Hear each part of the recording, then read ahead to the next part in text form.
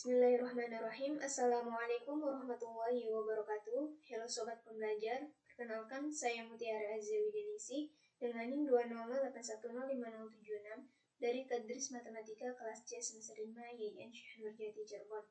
Video kali ini dibuat untuk memenuhi tugas akhir mata kuliah metode penelitian yang diampu oleh Bapak Dr. Budi Manfaat MSI. Pada kesempatan kali ini saya akan mempresentasikan proposal penelitian saya yang berjudul Analisis Miskonsepsi dalam menyelesaikan soal cerita materi permutasi dan kombinasi pada siswa kelas 12 SMA Negeri 1 Sumber. Dalam presentasi ini saya akan membahas bab 1 pendahuluan yang berisi latar belakang, pernyataan masalah, pertanyaan penelitian. Kemudian bab 2 tinjauan literatur yang berisi tinjauan konseptual, tinjauan teori, dan riset terdahulu. Serta bab 3 metodologi penelitian yang berisi desain dan metode penelitian. Yang pertama yaitu bab 1 pendahuluan bagian latar belakang. Matematika merupakan mata pelajaran yang memiliki objek di dalamnya, yaitu konsep, prinsip, dan keterampilan. Tahapan yang paling dasar dalam pembelajaran yang harus dikuasai yaitu pemahaman konsep, agar siswa dapat dengan mudah untuk melanjutkan tingkat pemahaman matematika selanjutnya.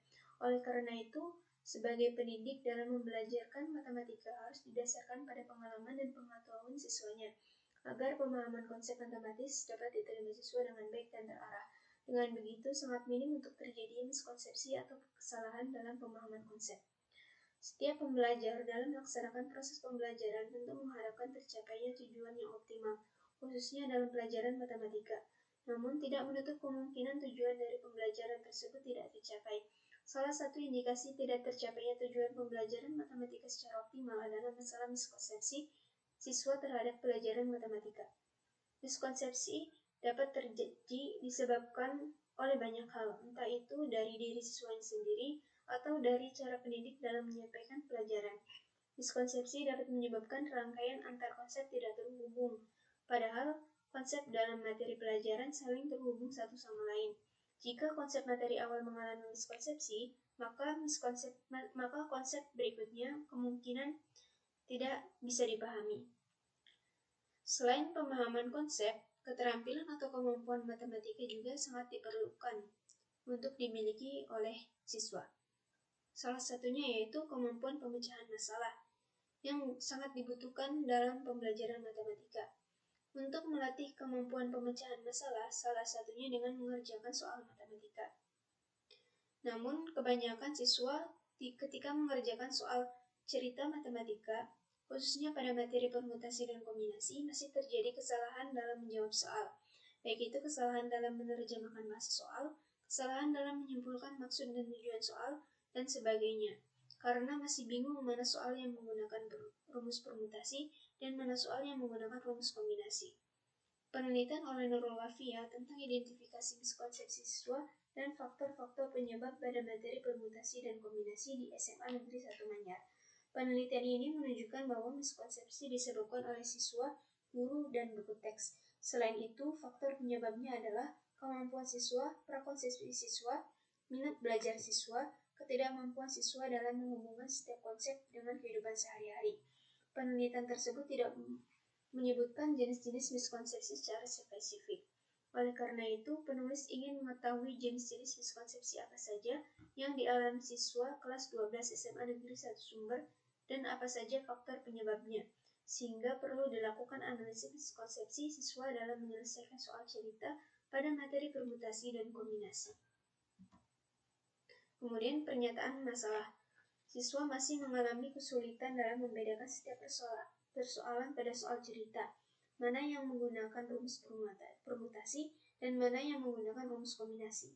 Dengan dilakukannya penelitian ini diharapkan mengetahui jenis-jenis dan sebab-sebab miskonsepsi matematika pada materi permutasi dan kombinasi, sehingga mampu merubah cara pengajaran yang lebih tepat. Kemudian pertanyaan penelitian yang diajukan yaitu yang pertama, apa saja miskonsepsi yang dialami siswa kelas 12 SMA Negeri 1 Sumber dalam menyelesaikan soal cerita pada materi permutasi dan kombinasi. Kemudian yang kedua, apa saja faktor-faktor yang menyebabkan siswa kelas 12 SMA Negeri 1 Sumber mengalami miskonsepsi dalam menyelesaikan soal cerita pada materi permutasi permutasi dan kombinasi. Kemudian bab 2 tinjauan literatur yang berisi tinjauan konseptual.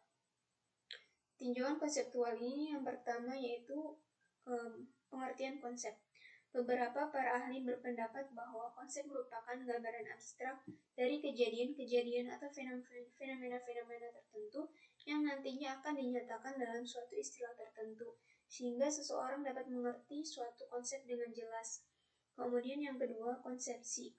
Konsepsi merupakan pendapat, pemahaman, atau tafsiran seseorang mengenai suatu konsep dari konsep-konsep yang sudah ada dalam pikiran. Yang ketiga, miskonsepsi. Menurut pendapat beberapa para ahli, bahwa miskonsepsi ialah suatu pemahaman atau konsepsi seseorang yang tidak sesuai atau menyimpang dari konsep yang telah ada dan dari konsep-konsep yang telah ditetapkan. Kemudian soal cerita. Soal cerita matematika adalah soal-soal matematika yang menggunakan bahasa verbal yang disajikan dalam bentuk cerita, di mana soal tersebut berkaitan atau berhubungan dengan kenyataan, pengalaman di lingkungan kehidupan siswa. Kemudian permutasi. Permutasi adalah suatu susunan atau urutan yang berbeda yang dibentuk oleh sebagian atau seluruh objek yang diambil dari sekelompok objek yang tersedia, di mana susunan pada permutasi tersebut memperhatikan urutan. Artinya, AB dengan BA itu dihitung berbeda. Kemudian, pengertian kombinasi. Kombinasi adalah suatu susunan atau urutan dari sekelompok objek, di mana susunan pada kombinasi tidak memperhatikan urutan. Artinya, AB dengan BA dihitung sama. Kombinasi dapat disebut juga dengan pengelompokan sejumlah unsur. Kemudian, tinjauan teori. Dalam penelitian ini akan dianalisis jenis miskonsepsi yang didefinisikan oleh Lumban-Turwan, yaitu sebagai berikut. Yang pertama, miskonsepsi terminologi. Yang kedua, miskonsepsi konsep. Yang ketiga, miskonsepsi prinsip. Yang keempat, miskonsepsi algoritma. Dan yang kelima, miskonsepsi bahasa. Kemudian, faktor-faktor penyebab miskonsepsi. Faktor penyebab dari adanya miskonsepsi menurut Liliawati yaitu sebagai berikut. Yang pertama, kondisi siswa. Yang kedua, guru. Yang ketiga, metode mengajar. Yang keempat, buku. Dan yang kelima, konteks. Kemudian, riset terdahulu. Penulis melakukan telaah hasil penelitian terdahulu yang sesuai dengan diajukan penelitian ini. Adapun hasil penelitian terdahulu yang dimaksud adalah sebagai berikut. Yang pertama yaitu penelitian oleh Nurul Wafiyah dengan judul Identifikasi Miskonsepsi Siswa dan Faktor-Faktor Penyebab pada Materi Permutasi dan Kombinasi di SMA Negeri 1 Manyar. Penelitian ini merupakan penelitian eksploratif dengan pendekatan kualitatif. Penelitian ini menunjukkan bahwa miskonsepsi disebabkan oleh siswa, guru, dan buku teks. Kemudian yang kedua, penelitian oleh M. Zainuddin dan kawan-kawan dengan judul Analisis Kesulitan Siswa dalam Menyelesaikan Soal Peluang Ditinjau dari Koneksi Matematis. Penelitian ini menggunakan metode penelitian kualitatif dengan pendekatan deskriptif. Hasil dari penelitian tersebut yaitu terdapat kesalahan-kesalahan dalam menyelesaikan soal peluang. Kemudian yang ketiga, penelitian oleh Alona Dwinata dengan judul Analisis Kemampuan Pemecahan Masalah menggunakan pemodelan RASCH pada materi permutasi dan kombinasi. Penelitian ini berlokasi di SMA Negeri 1 Bintan Timur menggunakan instrumen berupa soal tes. Pada penelitian ini, hasil analisis person menyatakan abilitas keseluruhan siswa lebih rendah dari tingkat kesulitan soal dan hanya sebesar 31,25%, siswa mengalami pola respon ideal, serta 37,5% siswa tidak bisa menyelesaikan soal dengan tingkat kesulitan yang paling rendah. Kemudian, bab 3, metodologi penelitian. Metodologi penelitian ini berisi yang pertama, jenis penelitian. Penelitian ini merupakan jenis penelitian kualitatif deskriptif. Kemudian, tempat dan waktu penelitian. Penelitian ini akan dilaksanakan di SMA Negeri 1 Sumber, Jalan Sunan Malik Ibrahim, nomor 4 Sumber, Kecamatan Sumber, Kabupaten Cirebon, Provinsi Jawa Barat, yaitu pada bulan Oktober sampai Desember tahun ajar 2023-2024. Kemudian, populasi dan sampel. Populasi adalah siswa kelas 12 MIPA SMA Negeri 1 Sumber. sedangkan sampelnya yaitu salah satu kelas 12 MIPA SMA Negeri 1 Sumber. Kemudian teknik dan instrumen penelitian. Penelitian ini menggunakan teknik dan instrumen penelitian, metode dokumentasi, metode tes, metode observasi, dan metode wawancara. Kemudian teknik analisis data. Teknik analisis data yang digunakan penulis yaitu teknik analisis deskriptif. Data yang diperoleh kemudian akan dianalisis yang terdiri dari klasifikasi data, reduksi data, penyajian data, dan penarikan kesimpulan.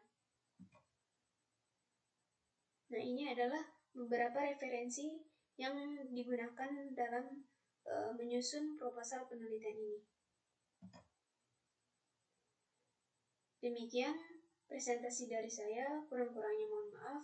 Terima kasih atas perhatiannya. Salam pembelajar, salam sukses sejati. Wassalamualaikum warahmatullahi wabarakatuh.